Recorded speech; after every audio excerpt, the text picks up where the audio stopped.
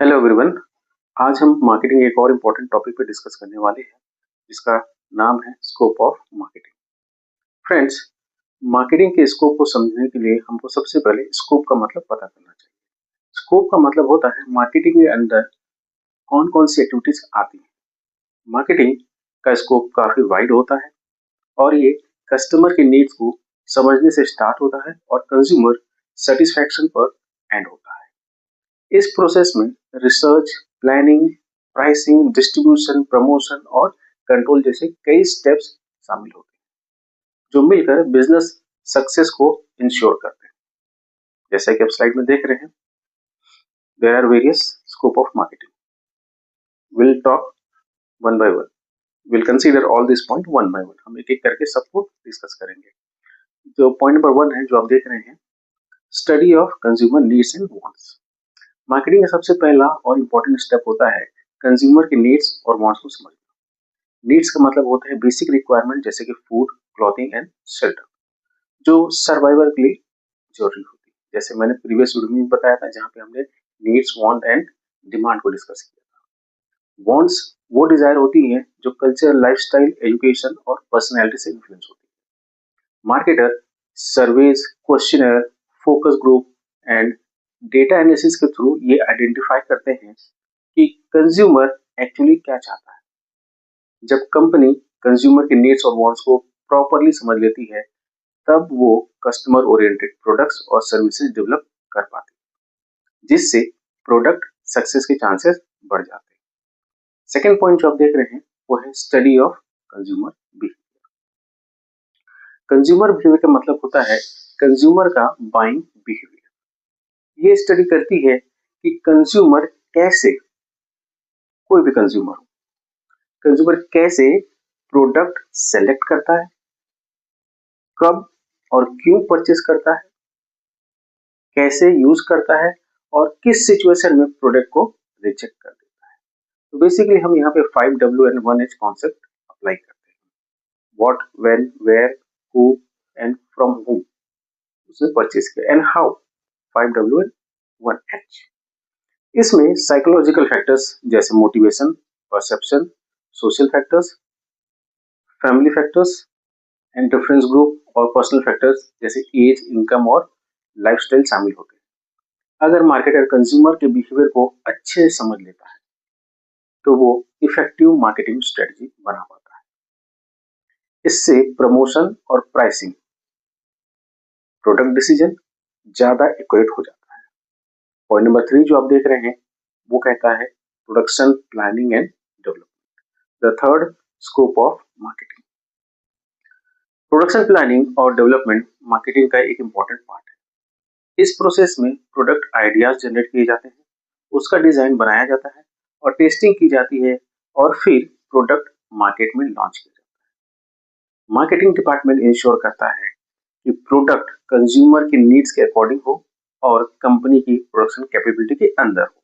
ऐसा नहीं कि आप कस्टमर के नीड सेटिस्फाई करने के लिए कंपनी के बजट के बाहर चले गए, ये भी आपको ध्यान रखना पड़ेगा। ये प्रोसेस कंज्यूमर डिमांड और कंपनी रिसोर्सेज के बीच एक ब्रिज का काम करता है। अगर प्रोडक्शन प्लानिंग मार्केट डिमांड के अकॉर्डिंग होती है तो प्रोडक्ट फेलियर का रिस्क बहुत कम हो जाता है और कस्टमर सेटिस्फैक्शन बहुत अच्छा हो जाता है, या यूं कहें कस्टमर सेटिस्फैक्शन लेवल इंक्रीज हो जाती है। फोर्थ पॉइंट जो आप देख रहे हैं, pricing pricing policy. Pricing policy का मतलब होता है कि प्रोडक्ट के लिए सही प्राइस डिसाइड करना। प्राइस डिसीजन बहुत सेंसिटिव होता है क्योंकि हमारे इंडिया में या कहीं पे भी आप देखें तो कंज्यूमर दो तरह के होते हैं, price sensitive and quality sensitive. Price decision बहुत सेंसिटिव होता है क्योंकि ये डायरेक्टली सेल्स और प्रॉफिट को अफेक्ट करता है। प्रोडक्ट की price cost of production, competition, customer की पेइंग कैपेसिटी और परसीव्ड वैल्यू पर डिपेंड करता है। Companies different pricing strategy use करती है जैसे cost plus pricing, competitive pricing, value based pricing और डिस्काउंट प्राइसिंग। मार्केटिंग का ऑब्जेक्टिव होता है ऐसे प्राइस फिक्स करना जो कस्टमर के लिए एक्सेप्टेबल हो और कंपनी के लिए प्रॉफिटेबल भी हो। राइट प्राइसिंग से ही राइट मार्केट शेयर और ब्रांड इमेज दोनों इंप्रूव होते हैं। प्राइसिंग बहुत इंपॉर्टेंट होता है। नेक्स्ट पॉइंट जो आप देख रहे हैं वो है डिस्ट्रीब्यूशन। नाउ डिस्ट्रीब्यूशन को हम समझते हैं, डिस्ट्रीब्यूशन का मतलब क्या होता है फ्रेंड्स। डिस्ट्रीब्यूशन का मतलब होता है प्रोडक्ट को प्रोड्यूसर से फाइनल कंज्यूमर तक पहुंचाना। इसमें transportation, warehousing, wholesaler, retailer और ऑनलाइन प्लेटफॉर्म शामिल होते हैं। मार्केटिंग का मेन गोल होता है कि राइट प्रोडक्ट राइट प्लेस पर और राइट टाइम पर अवेलेबल। अगर डिस्ट्रीब्यूशन सिस्टम वीक होता है तो अच्छा प्रोडक्ट होने के बावजूद भी सेल्स अच्छी नहीं हो पाती। Strong distribution network customer convenience बढ़ाता है और मार्केट कवरेज इंक्रीज करता है। आज के टाइम में ई कॉमर्स और होम डिलीवरी ने डिस्ट्रीब्यूशन को बहुत ज्यादा इफेक्टिव बना दिया है। नेक्स्ट स्कोप जो आप देख रहे हैं मार्केटिंग का वो है प्रमोशन। प्रमोशन वो मार्केटिंग एक्टिविटी है जिसके थ्रू कंपनी अपने प्रोडक्ट के बारे में कंज्यूमर को अवेयर करती है, कंज्यूमर से अपने प्रोडक्ट का इंफॉर्मेशन शेयर करती है या उनको इंफॉर्मेशन देती है। इसमें advertisement, sales promotion, public relation, personal selling और डिजिटल मार्केटिंग शामिल होती है। प्रमोशन का मेन एम होता है कस्टमर को प्रोडक्ट के बारे में अवेयर कराना, उसमें इंटरेस्ट क्रिएट करना और कंज्यूमर परचेज डिसीजन को इन्फ्लुएंस करना। Effective brand promotion image build करता है और कंपटीशन में प्रोडक्ट को डिफरेंशिएट करता है। अगर प्रमोशन वीक होता है तो कस्टमर प्रोडक्ट के बारे में जानता ही नहीं, चाहे प्रोडक्ट कितना भी अच्छा हो, कंज्यूमर को उसके बारे में इंफॉर्मेशन ही नहीं। नेक्स्ट जो पॉइंट आप देख रहे हैं वो है कंज्यूमर सेटिस्फैक्शन।